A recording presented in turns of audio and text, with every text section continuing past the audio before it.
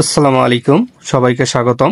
আমি আলামিন এবং আজকের ভিডিওটি যদি আপনি সৌদি আরব থেকে বাংলাদেশে মোবাইল নিয়ে যাওয়ার পরিকল্পনা করছেন তবে এটি আপনার জন্য। আজ আমি আপনাদের জানাবো সৌদি আরব থেকে বাংলাদেশে মোবাইল নিয়ে যাওয়ার নিয়ম কেমন। অনেকে জানেন না, কিন্তু এই বিষয়গুলো মেনে না চললে আপনাকে শুল্ক দিতে হবে।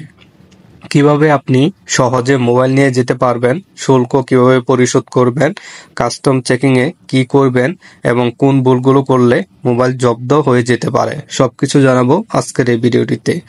এখনই ভিডিওটি লাইক এবং সাবস্ক্রাইব করুন আর বেল আইকন বাটনটি বাজিয়ে দিন, তাহলে আমাদের ইউটিউব চ্যানেলে এরকমই গুরুত্বপূর্ণ তথ্য ও নিউজ আপলোড দেওয়ার সাথে সাথে আপনাদের মনে নোটিফিকেশন চলে যাবে।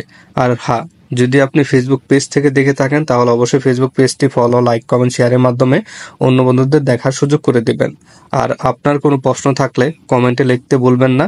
তো চলুন শুরু করি। প্রথম প্রশ্ন, কি পরিমাণ মোবাইল নিয়ে আপনি যেতে পারবেন সম্পূর্ণ ফ্রিতে? সৌদি আরব থেকে বাংলাদেশে ব্যক্তিগত ব্যবহারের জন্য 1 থেকে 2টি মোবাইল নিয়ে যেতে পারবেন। তবে যদি আপনি 2টি মোবাইলে বেশি নিয়ে যান তখন তা অতিরিক্ত হিসাবে ধরা হবে এবং আপনাকে শুল্ক পরিশোধ করতে হবে। এটা খুব গুরুত্বপূর্ণ, কারণ কাস্টম কর্মকর্তারা আপনার উদ্দেশ্য বুঝতে চাইবেন যে আপনি কি ব্যবসায়িক উদ্দেশ্যে আনছেন কিনা। যদি ব্যবসায়িক উদ্দেশ্যে নিয়ে যান তাহলে অতিরিক্ত শুল্ক লাগবে। কিন্তু এই নিয়মে একটা ছোট্ট টিপস আছে, অনেকে জানেন না যে যদি ব্যক্তিগত ব্যবহার হিসাবে 2টি মোবাইল নিয়ে যান তবে কোনো সমস্যা হয় না। এখন আসি সবচেয়ে গুরুত্বপূর্ণ বিষয়, শুল্ক পরিমাণ।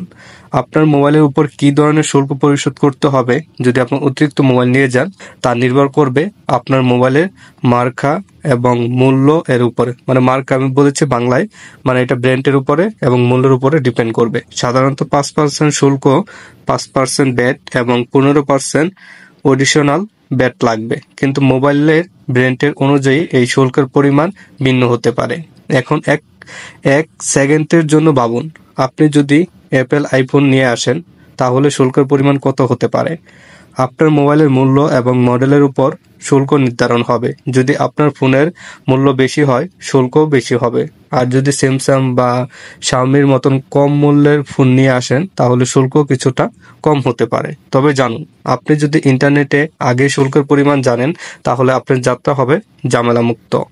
এখন আসি কাস্টম চেকিং এর ভয়ঙ্কর অংশে। সৌদি আরব থেকে বাংলাদেশে এসে কাস্টম চেকিং এর আপনার মোবাইল স্ক্রিন হবে। তারা দেখতে চাইবে আপনি কোনো অতিরিক্ত মোবাইল নিয়ে এসেছেন কিনা। এখন ভাবুন, আপনি যদি অতিরিক্ত মোবাইল নিয়ে আসেন এবং কাস্টম কর্মকর্তাদের তা না জানান তাহলে তারা আপনার মোবাইল জব্দ করতে পারে। এখানে IMEI নম্বর চেক করা হবে। তো যদি আপনি কোনো অতিরিক্ত মোবাইল নিয়ে আসেন তাহলে কাস্টম কর্মকর্তা IMEI নাম্বার পরীক্ষা করবেন। তবে কিভাবে আপনি এই সমস্যায় পড়বেন না, একটি সেরা টিপস আমি আজকে ভিডিওতে উল্লেখ করছি। মোবাইল যদি ব্যক্তিগত উদ্দেশ্যে নিয়ে আসেন তাহলে আপনাকে তা কাস্টমকে সঠিকভাবে ঘোষণা করতে হবে। আরেকটা গুরুত্বপূর্ণ বিষয়, যদি আপনার মোবাইল IMEI রেজিস্ট্রেশন না থাকে তবে সেটা জব্দ হয়ে যাবে। এখন হচ্ছে সেই সব ভুল নিয়ে যা আপনি অবশ্যই করবেন না যদি আপনি সৌদি আরব থেকে মোবাইল নিয়ে আসেন। অতিরিক্ত মোবাইল নিয়ে আসা।